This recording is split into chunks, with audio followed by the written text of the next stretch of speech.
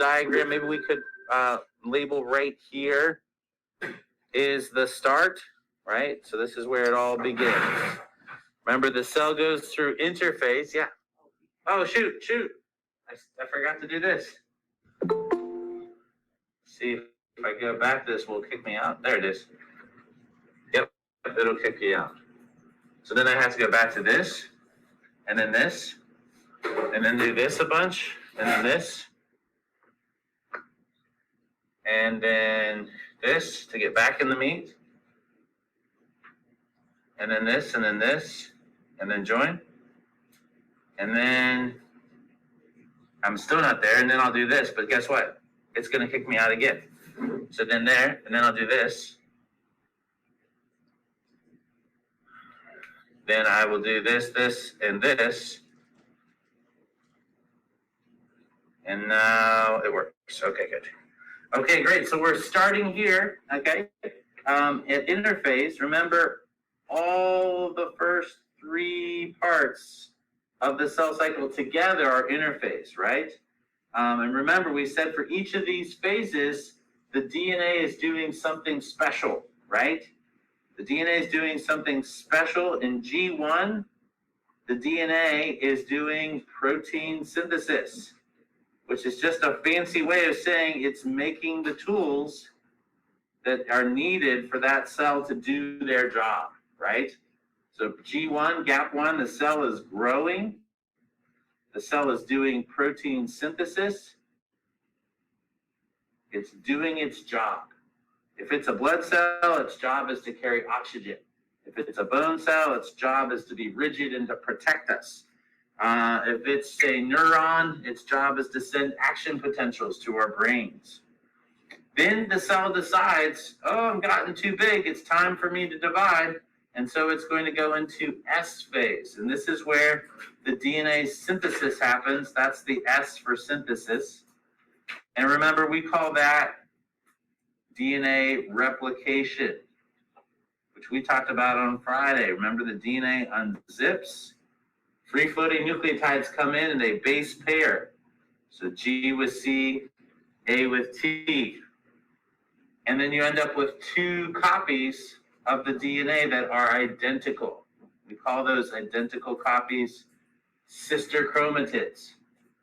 Then the cell goes into G2, and the DNA is being used to make tools that are specific for cell division, right? And so the DNA is doing protein synthesis again. It's protein synthesis again, but this time the job is different, right? The cell is preparing to divide. So it's got to make all the tools that are needed in order for it to divide. Okay, and so big picture, this is the first part of the cell's life, right? It's doing G1, S, and G2. Together we call that interphase. That was the first part of this anchor. Any questions on that? The cell's just getting bigger. It's doing its job.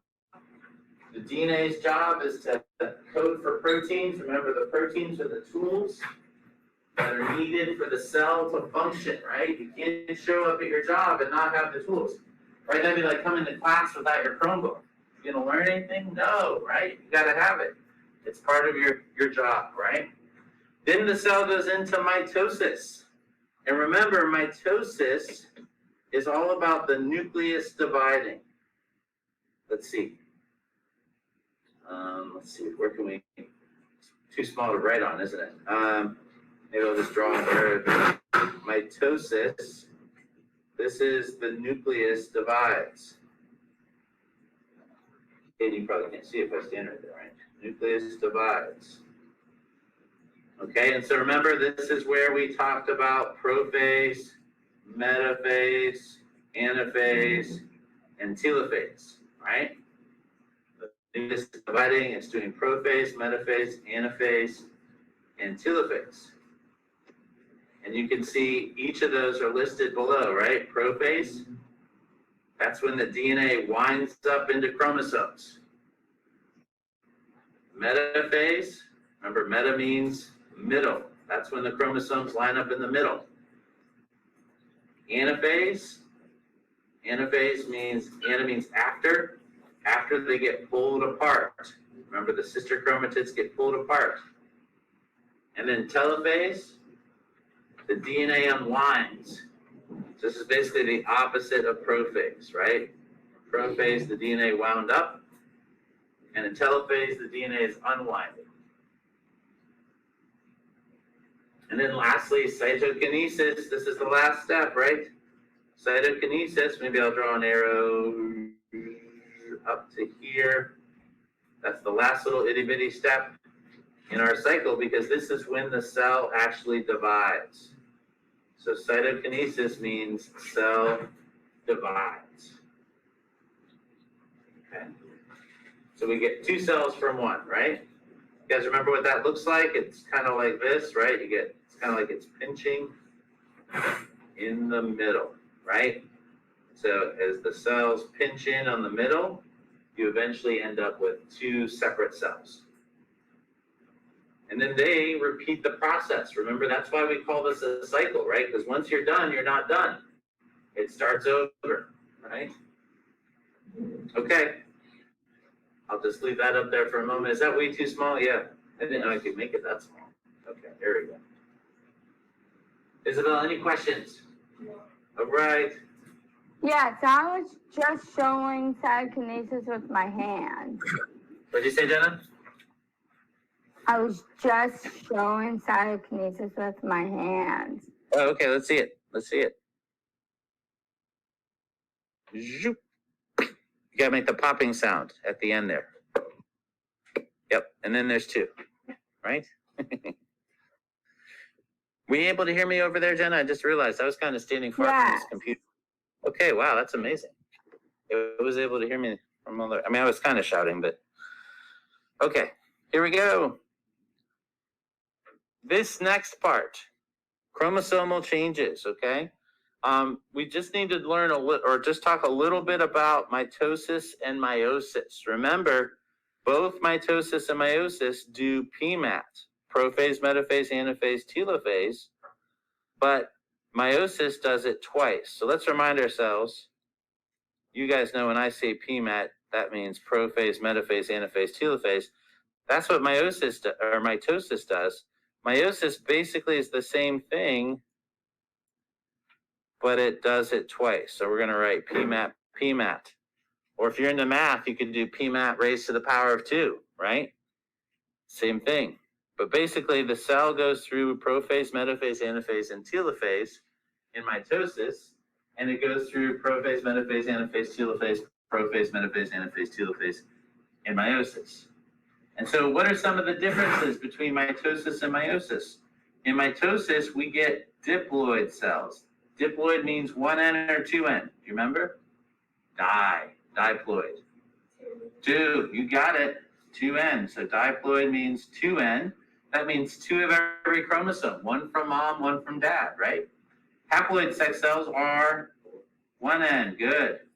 So 1N just means 1 chromosome, right? Not the normal 2.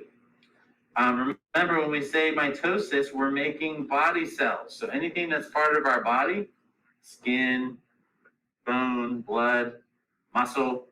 Whereas when we do meiosis, we're only making sex cells. So that means specifically for us, that's either sperm or egg, depending on your sex, right? And what sex organs you have. Okay, let's remind ourselves what gets pulled apart. In mitosis, it's the sister chromatids.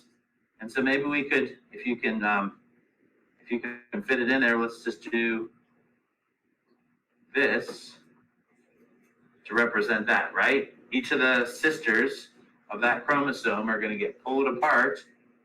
Whereas in meiosis, what gets pulled apart are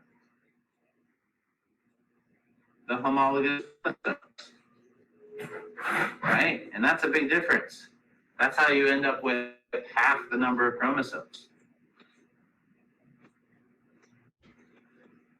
Mitosis goes through PMAT 1 time, and that produces 2 cells. So maybe we want to draw that. Let's just say 1 becomes 2. And meiosis goes through it twice. So 1 becomes 2. And then these guys divide as well. And we get 4. Okay. Any questions here?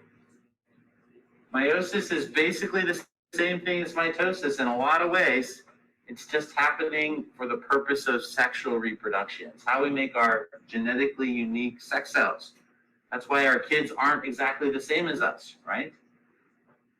They're only our best, right? You're the kids. You're supposed to say, yeah, that's right. I'm only the best part of my parents. Okay, here we have it shown in kind of a visual kind of way.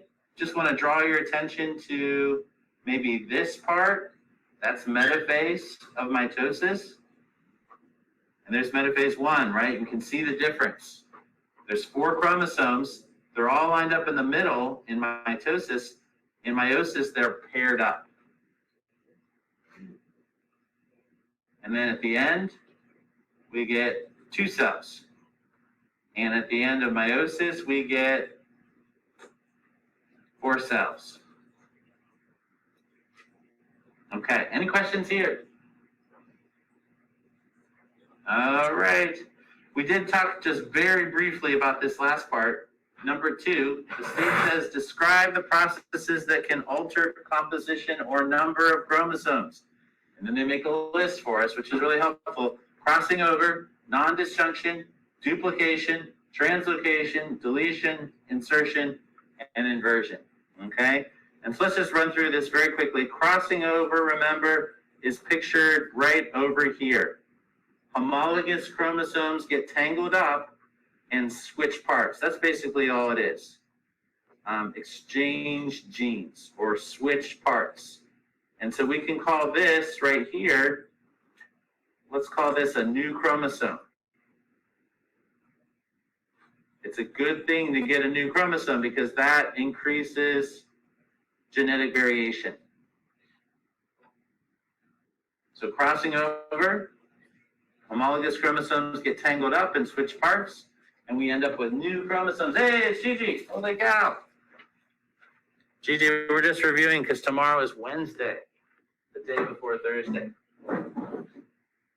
Okay, the next thing that can happen that can change our chromosomes is non-disjunction. Non-disjunction, you guys remember we just talked about this in mitosis, sister chromatids get pulled apart. In meiosis, homologous chromosomes get pulled apart. In non-disjunction, they don't get pulled apart, okay? So chromosomes do not separate. That's what we want to underline there. Homologous chromosomes do not separate. And so as a result, we end up with cells with extra chromosomes, right? And so this can lead to like Down syndrome. Trisomy 21 is a common result of non-disjunction. Most non-disjunctions lead to lethal conditions where the person maybe dies before they're even born, or maybe if they're born, they die as a young child. But trisomy 21 is probably the best one because a person can live quite a long time. They can be adults and enjoy a full and rich life. Okay? Can we continue on? Too fast. Evan says too fast. All right. Sorry. Gigi, this is KB-12. Okay? And we're making a video too, so you can watch the video. And you'll remember this time, because I'm recording right now, that I said, Gigi, this is the video. So later on when you're watching this, I'll say, hello. Okay, last one here, chromosomal mutations. Chromosomal mutations, right? Basically what happens here is we get a change in the chromosome. And they're all labeled really simple. I think they're kind of, the name kind of says all, right? In a deletion, we lose a piece, right? So we're missing the B. In a duplication, we repeat the same thing twice. So A, B, CDEF becomes A, BB, CDEF. In an inversion, the chromosome gets mixed up with itself, and in a translocation, it gets mixed up with a non-homologous chromosome. What's the big idea here? What we're saying is a chromosomal mutation is just like a regular gene mutation, except what's getting mixed up. In a gene mutation, we can think of that as a misspelled word. Think of a chromosomal mutation as the order of the chapters in the novel gets switched up, okay? So maybe we'll say chapters in a book get mixed up. Does that change the meaning? Definitely.